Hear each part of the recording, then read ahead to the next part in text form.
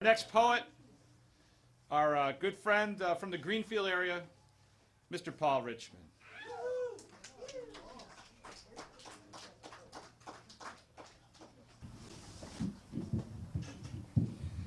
Okay, can you hear me? Yes. Good. Quick announcement, we have a poetry reading up in Greenfield the third Tuesday of every month at 9 Mills in Greenfield, the third Tuesday of every month. Would love to see you. Since everyone, there was a number of religious, turn this over so I know that I got 10 minutes, they said, so I don't run over. There's so many great poets. There's a lot, everyone was talking about religion, so first one is called Talking to God Costs Money. I was a young boy kneeling next to my mother in church when she started to get up. I started to go with her. She turned and told me to stay kneeling. I asked where she was going, and she said, "I'm going to talk to God." I watched her walk up to the front of the church. She lit a candle and knelt down. Soon she got up and came back, and I asked, "What did God say?" She said, "Be quiet." We went back to kneeling and praying. A few days later, I was driving by the church on my bike, and I decided to stop, and I found the doors open. I went in.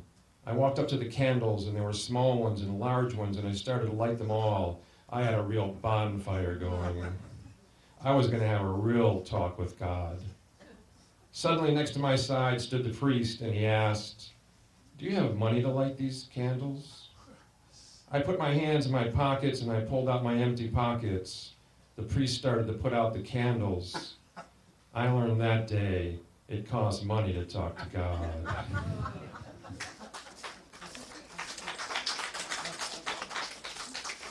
Mercury retrograding. Which one is it? Mars, Venus, Mercury? Mercury is retrograding. Usually when Mercury retrogrades, all hell breaks loose. The shit hits the fan, everything gets fucked up, confusion reigns, problems multiply like kittens, communications breaks down. I just thought it was a regular day. Someone told me it's called Mercury retrograding. Now that I know it has a name, I'm just wondering, does it have a cure? Usually when things have names like diseases, they have cures. Some pills you take, shots they give you, treatments that kill more than the disease. Maybe more pills, then you're cured, maybe you're not, you're a statistic. That's just the way it goes. Some call it Mercury retrograding. Sharing. Turn this over. I learned the value of sharing in kindergarten from Miss Peters. She said to me I needed to share my blocks with Billy. Billy was the boy who tormented me. Every block I found that was smooth and curved and beautiful and interesting patterns he would take from me. Billy didn't care about any of these things. He only cared about tormenting me by taking each block I found. Billy liked to throw the blocks at me. He liked to chew on the blocks. He liked to carve in the blocks. He wrote his initials in the blocks. Miss Peters said it would be good for my character to learn how to share. I had to share my blocks with Billy. Miss Peters said sharing would make me feel good. What made me feel good was biting Billy. Miss Peters said I had to stop biting Billy. I said I was sharing my feelings with Billy.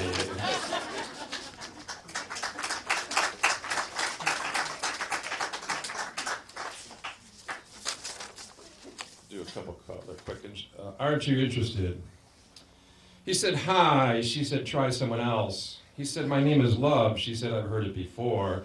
He said, "This time it's real." She said, "I've heard that before." He said, "I know you're the one." She said, "For what?" He said, "For walking into sunsets."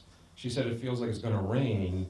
He said, "I have an umbrella." She said, "It's not big enough for both of us." He said, "I'll use it to cover you." And she said, "I don't want to feel guilty."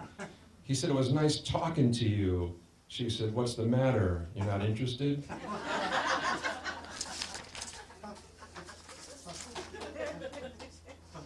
Bagging groceries. I was in the supermarket checking out. I noticed a person bagging my food. We were talking. He was in his 90s. I asked, "Why are you bagging groceries?" He said, "I have bills and I'm not dead yet." This one's a little longer, and I guess we should get in some political stuff. Do you swear to tell the truth, the whole truth, nothing but the truth, so help you God? Our first leader, George Washington, chopped down a cherry tree, and when he was asked, he couldn't tell a lie. He said he did it. I'm supposed to use that as an example of a great leader's character, to never tell a lie. Yet he chopped down a cherry tree, a source of food, for no reason. No reason was ever given, just that he couldn't lie, so he admitted doing it. Why? He didn't like cherries? What's the matter with cherries? I think it was the first sign of aggression. He let it out by attacking the environment. He just didn't lie about it. Now when our modern leaders do their version of chopping down the cherry tree, they just lie. People know they chopped down the cherry tree. Our modern leaders respond, there was never a tree there. It's established there was a tree. They knew nothing about it. Then they usually give their scenarios. The tree fell down by itself, maybe due to a powerful wind. When evidence of wood chips are found, where the tree used to be, they respond, we have to do something about those pesky beavers. When they're informed that all the beavers have died, suddenly a Boy Scout is arrested, said to have been on drugs. Searching his room, he reported that he listened to music by Satan. Now, notes were found scribbled on hundreds of Girl Scout cookie boxes from the Girl Scout who sold him the cookies. The notes were rejections of his pleas for her to be his cookie. It is reported we have caught the terrorist. After hearing this on the news, I'm supposed to feel relieved. The problem has been solved, the guilty have been caught and will be punished. The next day, another tree is missing. Do you swear to tell the truth, the whole truth, and nothing but the truth, so help you God?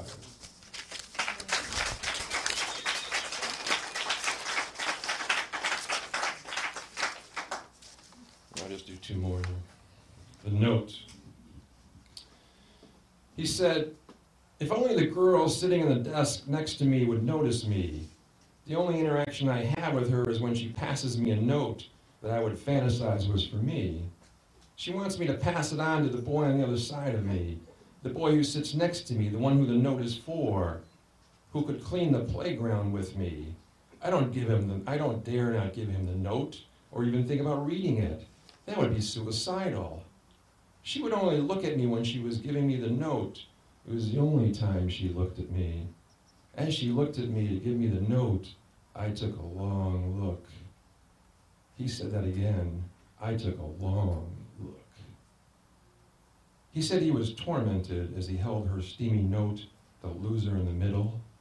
I heard this story in a dimly lit bus station from a sheepish guy with one small suitcase and a large bottle of cheap wine. To cheer him up, I told him the boy next to him died from some sexual disease, that the girl was a pole dancer in a strip club, and she was single. I said there was still hope. He didn't believe me, and I don't think you should either. And my last one will be, thank you. I have a book of poems up there on the table. And this one's called A Well-Dressed Man and a Dog. A well-dressed man and a dog walks into a bar, and the bartender says, he looks really mean. He looks like he doesn't listen to anyone. He looks like he'll kill for no reason. And I don't want him shitting and pissing in the corner. And can you tell him to stop humping the bar stool? And the dog says, you can dress him up, but he is who he is. Thanks a lot.